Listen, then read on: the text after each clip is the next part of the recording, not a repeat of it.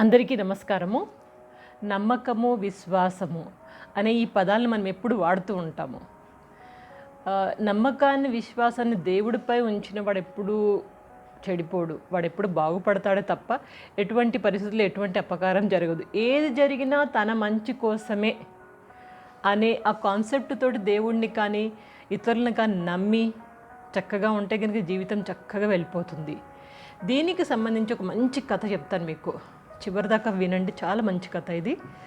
సరే, మిస్టర్ శర్మ అనే అతనికి చాలా డబ్బు ఉంది, మంచి ధనికుడు అనమాట. అతను ఏం చేశాడంటే ఒకసారి అలా బోటింగ్కి వెళ్ళాలనిపించింది.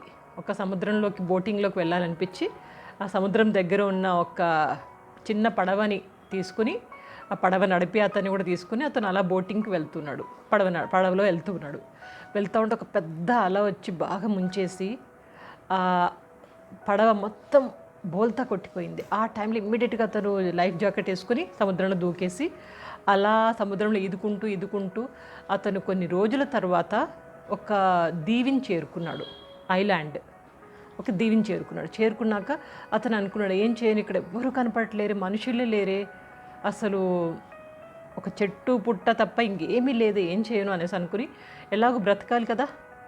అతడు దేవుణ్ణి బాగా నమ్ముతాడు. అయితే దేవుడి మీద భరోసా ఉంచి, దేవుడా నా ప్రాణాన్ని అయితే రక్షించావు, అందుకు కృతజ్ఞతలు. ఇప్పుడు ఏం చేయాలి, నువ్వే ఏదో ఒక దారి చూపించాలి, అప్పటిదాకా నేను ఏదో నా బ్రతుకుని నేను వెళ్ళదీస్తానని చెప్పేసి అక్కడ ఆ అడవిలోనే, ఆ ఐలాండ్లోనే అతను పళ్ళు కాయలు ఏదో దొరికితే తినుకుంటూ ఏదో టైం అలా పాస్ చేస్తున్నాడు. అలా 10 రోజులు గడిచింది. అతనికి ఇంకేమీ కనపడట్లేదు, ఎలా బయటికి రావాలనేసి. అప్పుడు అతను అనుకున్నాడు, మరి ఏం చేయను, ఇక్కడే ఉండాలి కదా, ఒక చిన్న గుడిసె ఏదైనా నిర్మించేసుకుంటాను, కాస్త ప్రొటెక్షన్ ఉంటుంది ఎండ నుంచి, వాన నుంచి, గాలి నుంచి అని చెప్పేసి చిన్న గుడిసెని నిర్మించేసుకున్నాడు. గుడిసె మొత్తం నిర్మించాక మళ్ళా పెద్ద వాన, జోరుగా వాన. ఆ వానకి, ఆ థండరింగ్కి ఒక ఏమంటారు, అది ఐస్ పైనుంచి పడుతుంది చూడండి, థండరింగ్కి. సో అది మొత్తం పైనుంచి కింద పడి ఆ గుడిసె మీద పడింది. గుడిసె అంతా కాలిపోయింది. థండరింగ్కి గుడిసె కాలిపోయింది.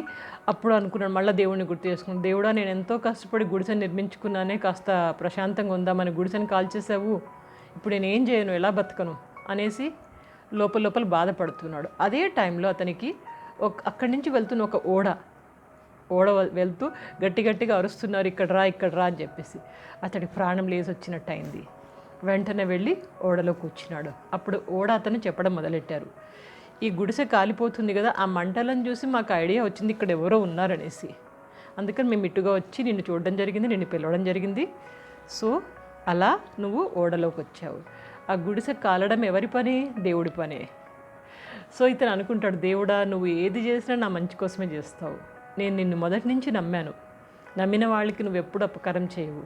సో గుడిసెను కాలబెట్టి నాకు ఒక దారి చూపించావు, నా ఇంటికి నేను వెళ్ళిపోయి ఏర్పాటు చేసావు అని చెప్పేసి దేవుడికి ధన్యవాదాలు చెప్పుకుంటాడు. ఇక్కడ గుర్తుపెట్టుకోండి, ఎప్పుడైనా మనకి లైఫ్లో అప్స్ అండ్ డౌన్స్ చాలా కామన్ ఉంటాయి. And life cannot be smooth always.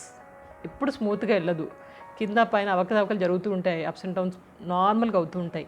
ఏం చేయాలంటే కనుక అప్స్ అండ్ డౌన్స్ వచ్చినప్పుడు వాటిని ఎదుర్కోవడం, ఎలా ఎదుర్కోవాలి అని ఆలోచించి వాటిని అధిగమించడానికి ప్రయత్నించాలి తప్పితే అలా కూర్చుని నా కర్మ ఇంతే, నాకు ఇలాగే రాసి పెట్టుంది, లేకపోతే శని వచ్చిన గ్రహంలో కూర్చున్నాడు, ఇది అది అలా తిడుతూ లైఫ్ని, కాలాన్ని వెళ్ళబుచ్చకూడదు. It's common. అండ్ మీరు ఒక్కటి గుర్తుపెట్టుకో, life is the combination of Joy and sorrow. లైఫ్లో సుఖాలు, దుఃఖాలు ఈ రెండు కలగలుపుతోనే జీవితం అంటారు. సో కాబట్టి దీన్ని ఎలా ఇచ్చాడో దేవుడు అలాగే ఆస్వాదించాలి. మీకు ఒక్కటి తెలుసా, చాలామంది దేవుణ్ణి బాగా నమ్ముతారు. నమ్మిన వాళ్ళు ఏమనుకుంటారంటే, దేవుడు అన్నిటికీ నువ్వే ఉన్నావు, నువ్వు చూస్తున్నావు నన్ను అని ఆ భరోసా, ఆ విశ్వాసం దేవుడి మీద ఉంచుతారు. అదే కొంతమంది చీటింగ్ చేసి దుర్మార్గంగా వ్యవహరిస్తూ అవినీతికి పాల్పడే వాళ్ళు దేవుడు చూస్తున్నాడని భయపడతారు. వాళ్ళు మంచి వాళ్ళేమో, దేవుడా నువ్వే ఉన్నావు, నన్ను చూస్తున్నావు, నువ్వే చూసుకుంటావు అంటాడు. అదే చెడ్డవాడైతే దేవుడు చూస్తున్నాడని భయపడతారు. కాబట్టి ఈ డిఫరెన్స్ తెలుసుకోండి. మంచి వాళ్ళు ఎప్పుడైనా కూల్గానే ఉంటారు, టెన్షన్స్ కూడా ఉండవు. నేను మంచి చేస్తున్నాను, నేను ఎప్పుడూ తప్పు పని చేయట్లేరు, తప్పు పని అయితే ఎప్పుడు చేయట్లేదు, కాబట్టి నేను ఎందుకు భయపడాలి? దేవుడు చూసినా కానీ నేను చేసే మంచి పని దేవుడు అప్రిసియేషన్ ఇస్తాడు, కానీ నన్ను ఎప్పుడు ఏమి చేయడు అని చెప్పేసి ఆ నమ్మకం, విశ్వాసం అనేది వాళ్ళల్లో ఉంటుంది. ఇంకొకటి గుర్తుపెట్టుకోండి, ఇక్కడ హ్యాపీ పీపుల్ ఉంటారు, అంటే సంతోషంగా ఉన్నవాళ్ళు. Happy people focus on what they have. మంచి సంతోషంగా ఉన్నవాళ్ళు ఎందుకు సంతోషంగా ఉంటారు అంటే కనుక వాళ్ళకి ఏమున్నాయో వాటి మీద ఫోకస్ చేస్తారు. నాకు ఇది ఇచ్చావు, నాకు అది ఉంది, అది ఉంది, చాలు దేవుడా అనే సంతోషంగా ఉంటారు. అదే అన్హ్యాపీ పీపుల్, సంతోషంగా లేని వాళ్ళు ఎప్పుడైనా ఏది మిస్ అయింది, వాట్స్ మిస్సింగ్, నాకు ఇది లేదు, నాకు అది లేదు, నాకు ఇది ఇవ్వలేదు అని వాళ్ళు ఆ మిస్సింగ్ మీద ఫోకస్ చేస్తూ ఉంటారు. కాబట్టి మనకి ఏమున్నాయో వాటితో సంతోషంగా బ్రతకడమే చాలా ఇంపార్టెంట్. అందుకే మీరు చూసే ఉంటారు, మంచి మంచి పట్టుపరుపులలో ఏసీ రూమ్లలో రాని నిద్ర, నేల మీద పడుకున్న పనివాడికి, బాగా పని చేసి అలసిపోయి ఒంటి నిండా కష్టం చేసి చెమటగక్కి ఎక్కడ పడితే అక్కడ హాయిగా పడుకుంటాడు, వాడికి నిద్ర వస్తుంది.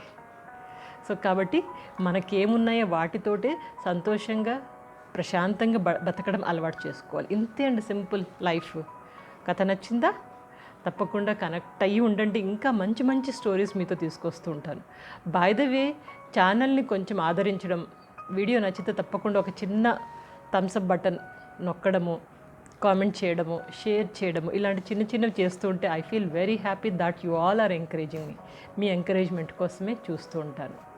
సో నెక్స్ట్ క్లాస్లో కలుస్తాను. మంచి ఇంకో కథ తీసుకుని అప్పటిదాకా ఏం చేస్తుంటారు?